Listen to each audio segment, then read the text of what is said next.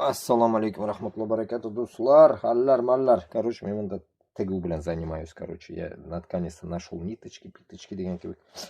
Ну, нитка ужасная получилась, блин.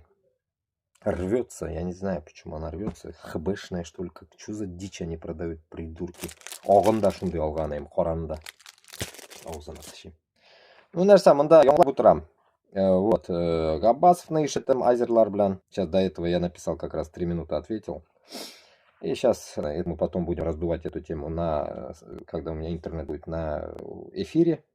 А Хаза, давайте вот послушаем самое, что накипело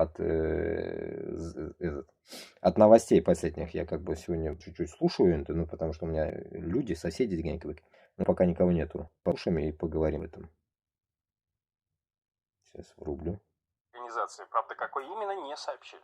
Вот. На видео, которое распространил государственный телеканал, показаны 4 трупа в мужской афганской одежде, надувная лодка и разложенные на земле что там 3 произошло в автомата с Афганистане, патронами, пистолеты и телефоны с и радио. на территории ГКМБ сообщает, что Пакистана, боевики что ли, пересекли границу такое. ночью 18 января возле афганского села Дарбандак.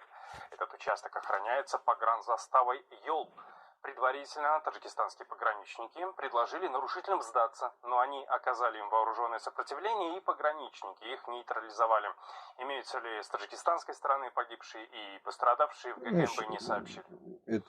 Это уже 4-й вооруженный инцидент на таджикистанско-афганской границе с ноября прошлого года. В результате 2 атак 26 и 30 ноября погибли 5 граждан Китая, еще 5 получили ранения. 24 декабря в ходе вооруженного столкновения погибли 2 пограничников Таджикистана.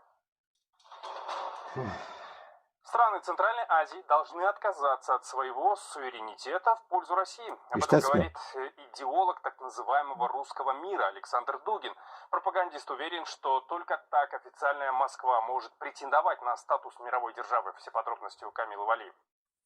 Россию Дугин называет потенциальным центром силы наряду с США и Китаем. По его словам, между 3 этими государствами и будет поделен весь мир. Но чтобы Москва обрела статус мировой державы, она должна взять контроль над странами, прежде всего Центральной Азии, и сделать их де юре или де факто частью России.